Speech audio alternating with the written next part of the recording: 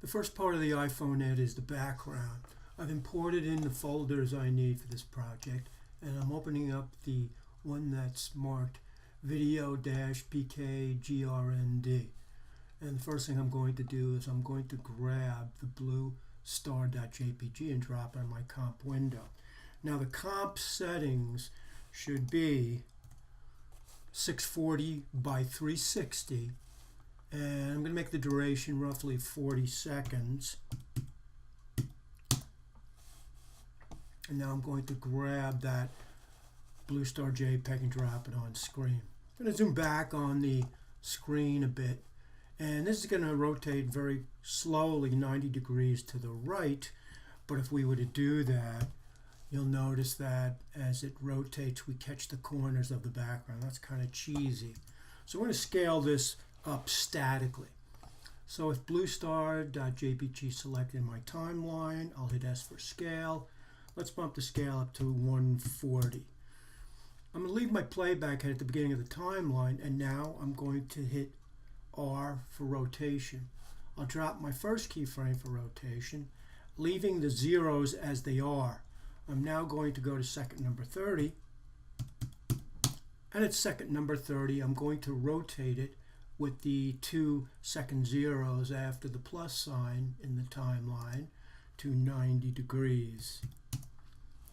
I'm going to hit N on the keyboard to define the out point of the composition. And this is what we should have right now for the background image.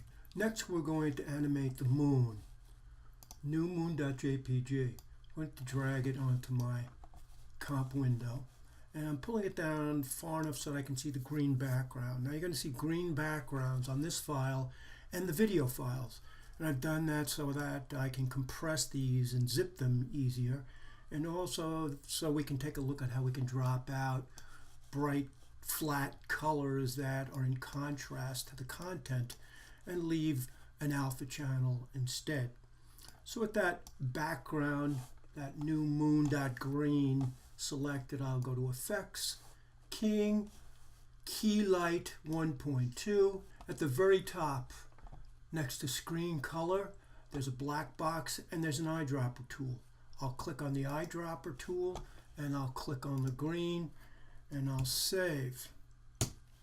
Now we're going to start off with the moon against the right hand side of the composition and below the horizontal middle of our comp. My playback head is at the beginning of my timeline, and now I'm going to hit P for position. I'll drop the first keyframe for position, and I'll proceed to the end of the comp. And there I'll click and drag, and then hit the Shift key so that the left-hand edge of my image is against the left-hand edge of the comp. Now I want the moonscape to be somewhat bowed, so it looks like we're above the planet, and it might be kind of small. We actually see the arc of the planet. So I'm selecting the new moon green.jpg file, and I'm going to go to Layer, Pre-compose Layer. And I'm going to make sure that I've chosen Move All Attributes into the new composition. If you wanted to, you could truncate the name here or leave it the same. It's up to you. But make sure you've chosen Move All Attributes to New Composition. I'm going to click OK, and everything disappears as far as our document being outside the comp size, and the animation keys are gone and hidden inside that new layer as well. I'm now going to go to Effect, Distort, and Mesh Warp. The initial mesh warp is much too complex. We don't need that much, so I'm going to change each of these numbers to 3, and then I'm going to bow the sides a bit so that the planet appears to be much smaller and that we're actually seeing the arc of it. One thing I want to note here is that if you were to deselect, even though you're on the layer, you don't see the mesh, you have to go to the effects channel and actually click on the word mesh warp to get back into the warp function. I'm going to go ahead and preview that. And that's pretty much what we're looking for. Now I want to integrate the gray of the background into the blue here so I have more of a uniform color. There would be ambient color from the stars around the moon reflecting blue on the planet. I'm going to make a new blank layer. I'll go to Layer, New, Solid. I'll click on the eyedropper tool and I'll get the darkest blue I can find in my background and click OK. I want to make sure that this is above both of the previous layers. You should be looking at just the solid blue. I'll hold down Shift on the keyboard, and with that blue selected, I'll go through the blend modes until I can find something I think works well for me.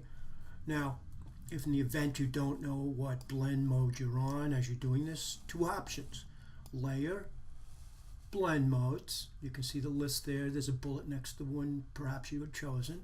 Or you can put your cursor just to the right of the word None here, and I'm going to click right here. There's a little crease. I'm going to click there with my right mouse. I'm going to Columns and I'm going to choose Modes. Now I can determine the color mode in my timeline if I choose. Color dodge looks good, but I'm going to continue through to see if there's anything else I might want instead. Maybe overlay, and then I'll drop the opacity. So I think maybe I'll do that. And I think I'll drop the opacity maybe to about 50%. And the last thing I want to do now is I wanted to gradually dissipate at the bottom back to the gray so that the image doesn't seem flattened out by the blue film I just put over this. So I'm going to hit Q on the keyboard and it takes me to my mask tool. Provided I have the file I want to mask, which is the blue, selected, I can now draw a mask. If it weren't selected, I'd get a shape layer.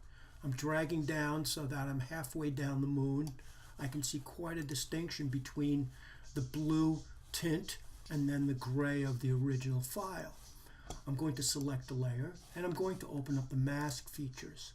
I'm going to go to Feather and I'm going to put a feather on this so the edge of where it dissipates the gray is a little bit less discernible. I'm going to get my Move tool and I'm going to adjust these so that there's an arc across this. If I hit G on the keyboard, it takes me to the pen tool, and like Photoshop and Illustrator, there's the point conversion tool. And like Photoshop and Illustrator, I can click and I can arc my path. I'll hit V to get the Move tool. Maybe I'll move this back down half over. So now the blue transitions subtly from the background where it's on the planet. We have one last component to add to the background element.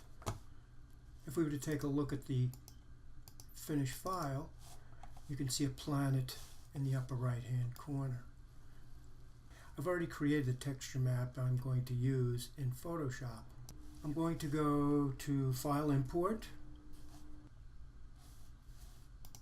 and I've named it Planet Texture.